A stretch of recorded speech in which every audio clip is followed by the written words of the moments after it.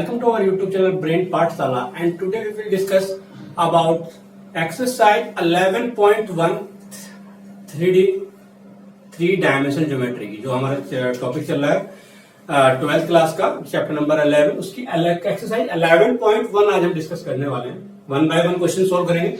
बहुत इजी है क्योंकि मैंने लास्ट क्लास में आपको बताया था कि डायरेक्शन रेशियो और डायरेक्शन कोसाइंस के बेस पे ही था पूरा। तो direction ratio and direction cosines में हमने कुछ एग्जाम्पल भी किए थे, उन्हीं एग्जाम्पल के बेस पे कुछ क्वेश्चन यहाँ पे थोड़े एक्स्ट्रा हैं। चलिए स्टार्ट करते हैं।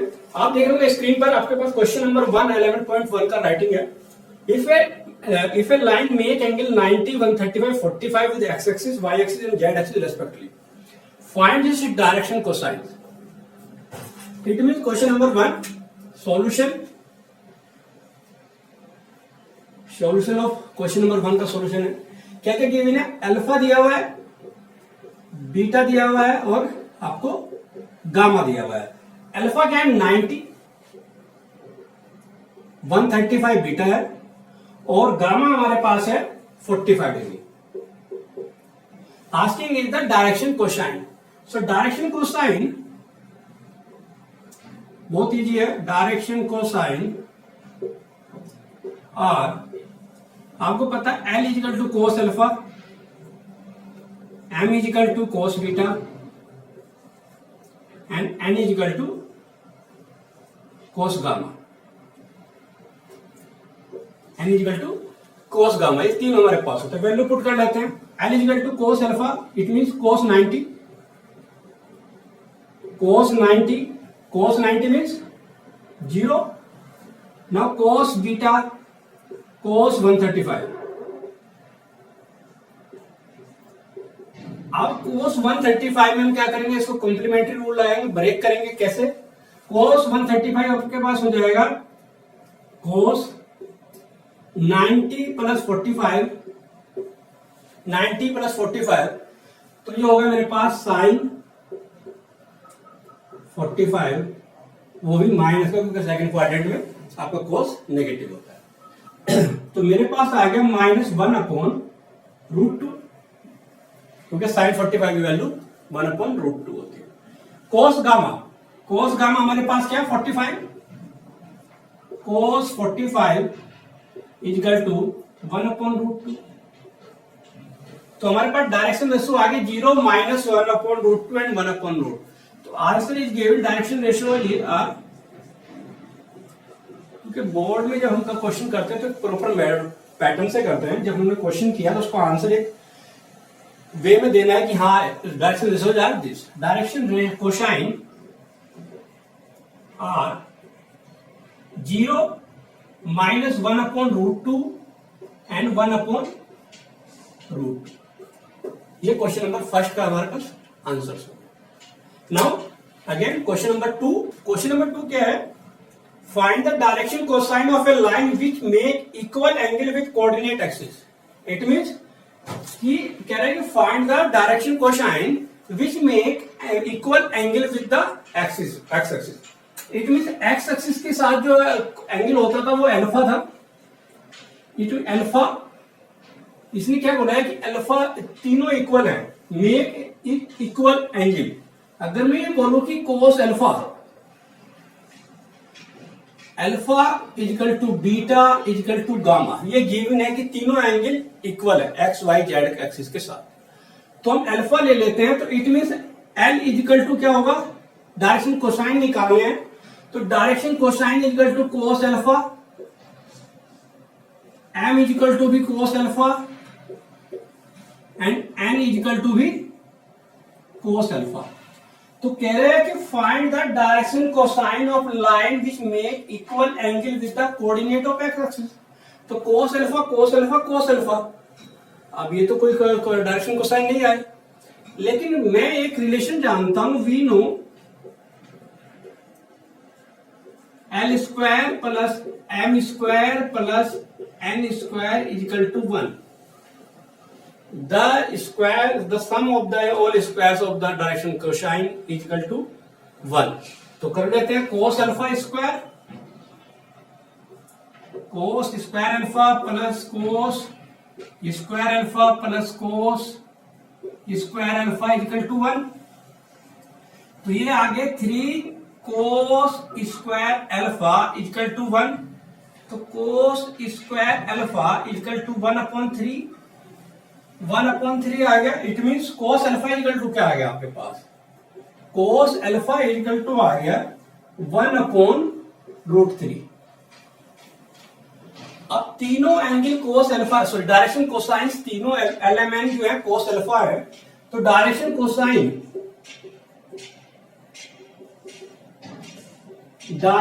Cosine are 1/√3 and 1/√3। मेरे पास डायरेक्शन कोसाइन आ गए क्योंकि तीनों एंगल इक्वल थे तो उनके डायरेक्शन कोसाइन भी इक्वल होंगे। क्लियर? Okay, next.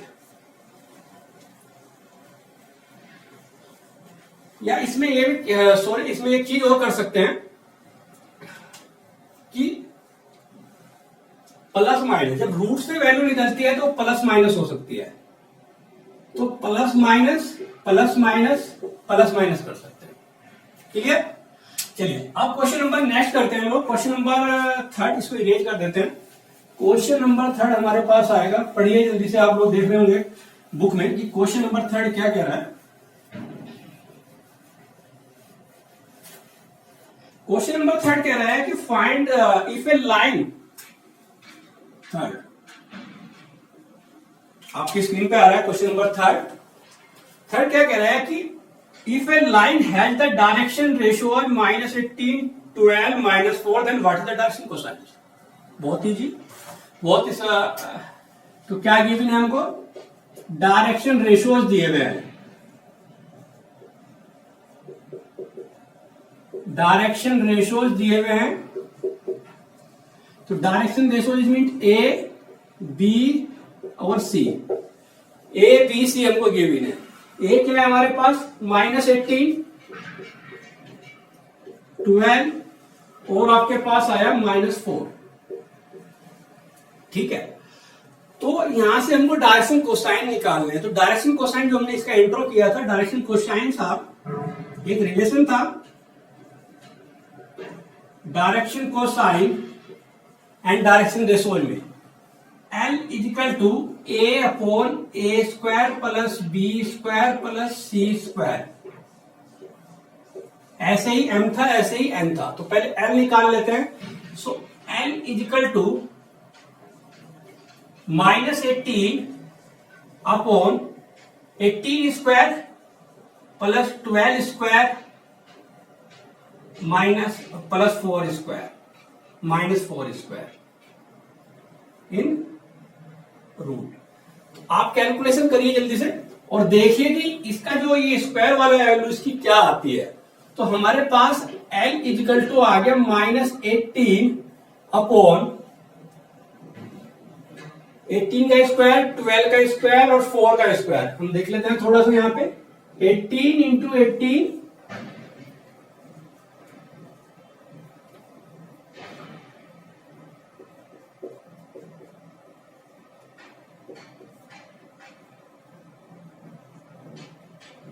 324 और प्लस 12 था तो 144 और प्लस 4 था तो 16।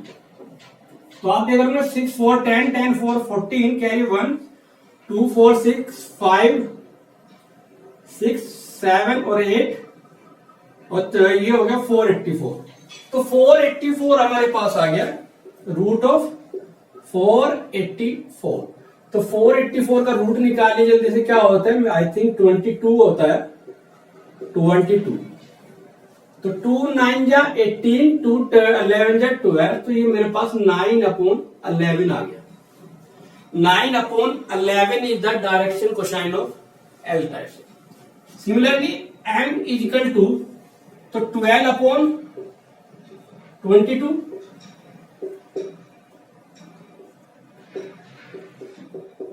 6/11 and n is equal to -4/22.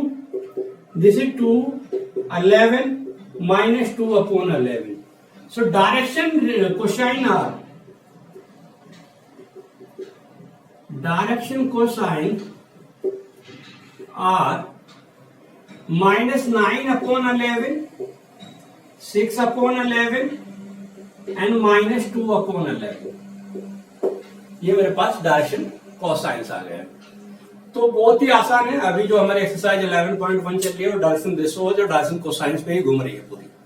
ठीक है। Now question number 4। Question number 4 is set, question number 4 कह रहे हैं कि so that the point 2, 3, 4, -1, 2, 3 and 5, 8, 6 are collinear. कि 3 पॉइंट हैं, सपोज करिए ए, बी और सी। ए बी सी क्या है? 2, 3, 4, -1, -2 एंड 1। और नेक्स्ट है आपके पास 5, 8, 7।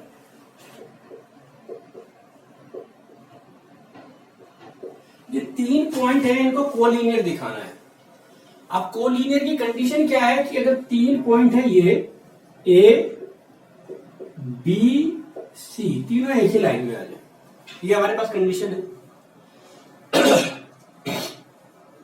अगर आप देख रहे हैं कि ये कंडीशन कोलिनियर की 2 कंडीशन हो सकती हैं, या तो पैरेलल हो, ये भी बोल सकते हैं कि पैरेलल हो सकती है बी सी ए बी के। चलो कोलिनियर के लिए चलते हैं। पहले तो हम क्या निकाल रहे हैं? ए बी निकालना चाह रहा हूं, ए बी और बी सी निकाल रहा हूं, ए बी और बी सी निकाल रहा हूं। कैसे करते हैं? चलिए यार बोल सकते हैं डायरेक्शन रेशियो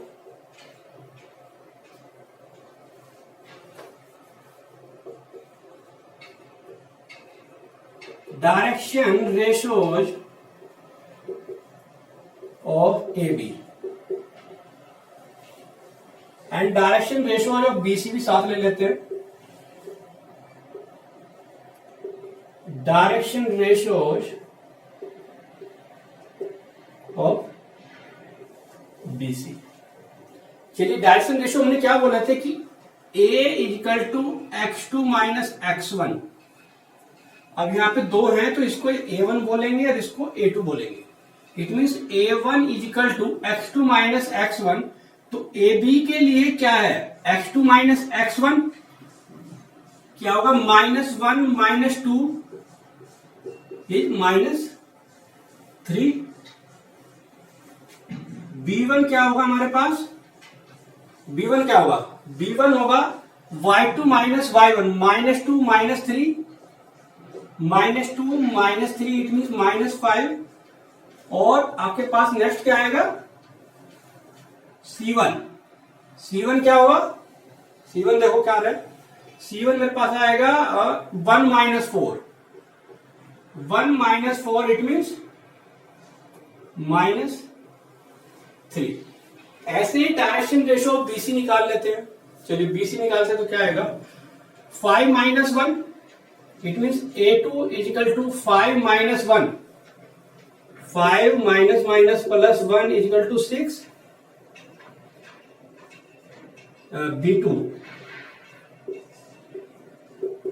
B2 = मेरे पास आएगा 8 - 2।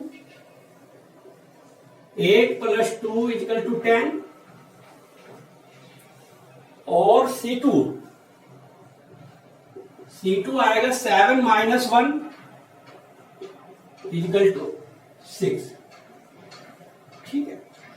तो अब हम यहां पे एक चीज देख पा रहे हैं कि जो डायरेक्शन रेशियोज हैं, A1 ये -3 है, ये 6 है। अगर इसको -2 से मल्टीप्लाई कर तो 6 आ जाएगा। ये -5 है, ये 10 है। अगर इसको भी -2 से मल्टीप्लाई कर दो तो ये भी 10 आ जाएगा। ये -3 है, ये 6 है, तो ये भी अगर -2 से मल्टीप्लाई कर दो तो 6 आ जाएगा। इट मीन्स अगर हमने पीछे पढ़ा था कि 2 वेक्टर पैरेलल हैं, सपोज करो एक vector A parallel to B है, तो लैम्डा हो जाता था।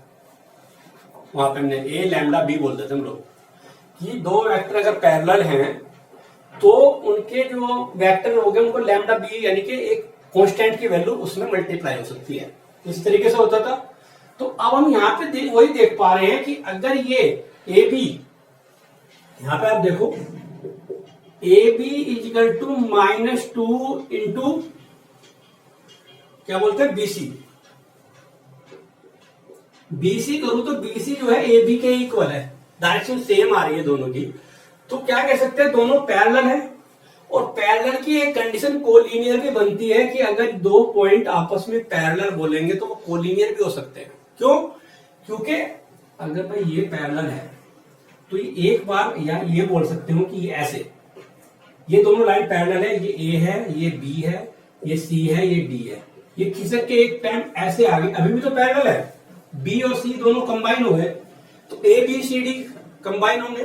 तो आप ये लिख सकते हैं कि यहाँ पे कि हाँ इट इज अ पैरेलल। सो अब ये जो कंडीशन फुलफिल आ रही है तो आप कह सकते हैं कि A B is equal to -2 times of BC, या उल्टा कर लेते हैं BC is -2 time of A B. तो ये हमारे पास पैरेलल की कंडीशन है। So A B C are collinear point. तो हम बोल सकते हैं कि ये तीनों पॉइंट एक कोलिनियर है, क्योंकि ये जो दो लाइन बन रही थी इनसे वो पैरेलल कंडीशन फॉलो हो गई कि A B C equal to -2 A B के साथ। Now question number 5 and last in this exercise, find the direction cosine of a side of the triangle whose vertexes are 3, 5, -4, -1, -2 and. तो हम क्या करते हैं, इसको एक ट्राइंगल की फॉर्म में ले लेते हैं कि ये ट्राइंगल दिया हुआ है ए बी सी, ए बी और सी।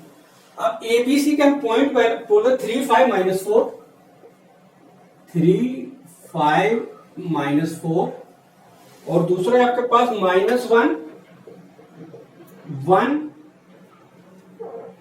और 2 और थर्ड है हमारे पास -5, -5, -2, -5 और -2। ये 3 पॉइंट दिए हुए हैं। तो डायरेक्शन कोसाइन निकालने, find the direction cosine of the side. Direction cosine of the side it means A B, B C और सी ए के डायरेक्शन कोसाइन निकालने। अगर मेरे पास डायरेक्शन रेशो मिल जाए तीनों साइड से तो मैं डायरेक्शन कोसाइन इजीली निकाल सकता हूं। तो हम यहां से क्या करेंगे, डायरेक्शन कोसाइन निकालेंगे। तो डायरेक्शन कोसाइन निकालने के लिए क्या होगा, डायरेक्शन कोसाइन शॉर्ट फॉर्म में लिख रहा हूं, direction cosine of A B. अब क्वेश्चन थोड़ा लेंथी हो जाएगा अगर हम इसको अलग अलग करें, तो हम थोड़ा सा रिप्रेजेंटेशन फॉर्म में जा रहे हैं। Direction cosine of A B, direction cosine of B C, direction cosine of B C and direction cosine of C A. Direction cosine of C A. Representation क्यों बोल रहा हूं मैं, क्योंकि अगर आप direction cosine of A B, direction cosine अलग अलग करोगे थोड़ा लेंथी हो जाएगा। तो अब क्या करें, 12th क्लास में हम लोग आ चुके हैं तो थोड़ा सा शॉर्टकट या थोड़ा सा कुछ कैलकुलेशन को शॉर्ट कम कर ही सकते हैं।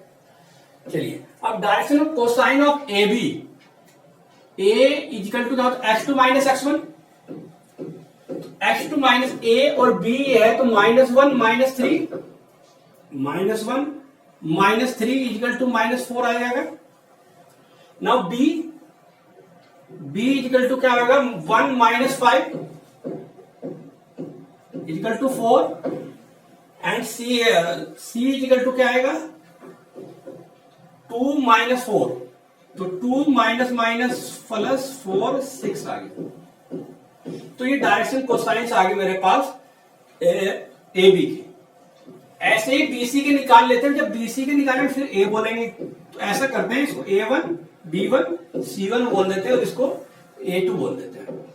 A2 BC होगा तो BA और CA, तो दिस माइनस दिस, अब x1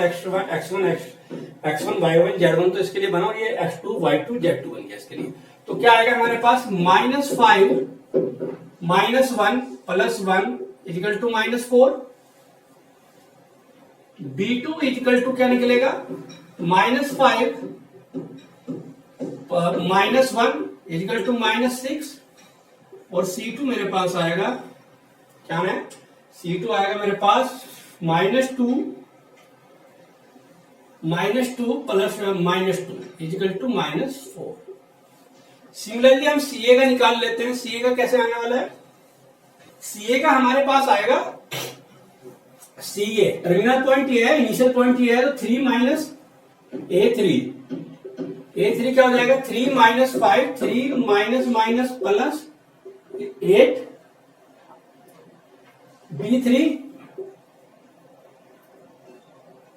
B3 हमारे पास होगा 5 - +10, और C3 हमारे पास होगा -4 -+2 -2।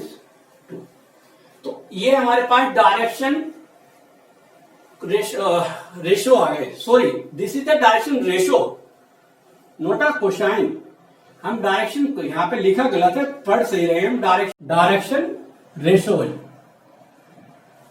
क्योंकि पॉइंट से कोसाइन तो नहीं निकल सकते, पॉइंट से तो डायरेक्शन कोसाइन ही निकल, डायरेक्शन रेशो ही निकल सकते हैं। हमने निकाला सही है, लेकिन यहां पे थोड़ा सा गलत लिख दिया था, डायरेक्शन रेशो जो साइड्स आ गए। अब यहां से कोसाइन, अब A1 B1 C1 आ गया, तो LMN निकाल लें। सपोज करो L1 क्या होगा, L1 = होगा A1 upon A1² + B1² + C1²। अब ये कैलकुलेशन तो आप बहुत इजीली कर सकते हैं। ऐसे ही अगर मैं यहां पे निकालूंगा L2 = क्या होगा, A2 upon A2² + B2² + C2²। और ऐसे ही मेरे पास L3 भी आएगा, तीनों के अलग अलग आने हैं। L3 वही आएगा A3 upon A3² + B3² + C3² इन रूट। ये मेरे पास डायरेक्शन कोसाइन। ऐसे L1 M1 N1 आप फाइंड आउट कर सकते हैं। ये कैलकुलेशन आप करें ताकि आपको पता चले कि हाँ हम लोग सही हैं। M1 N2 ऐसे ही M3 और N3 हम लोग निकाल सकते हैं वैल्यू पुट करके। ठीक है, तो ये एक्सरसाइज हमारी कंप्लीट हो गई। अगर कोई इश्यू आता है इसमें तो आप कमेंट बॉक्स में कमेंट करिएगा, मैं रिप्लाई करूंगा। Okay, thank you.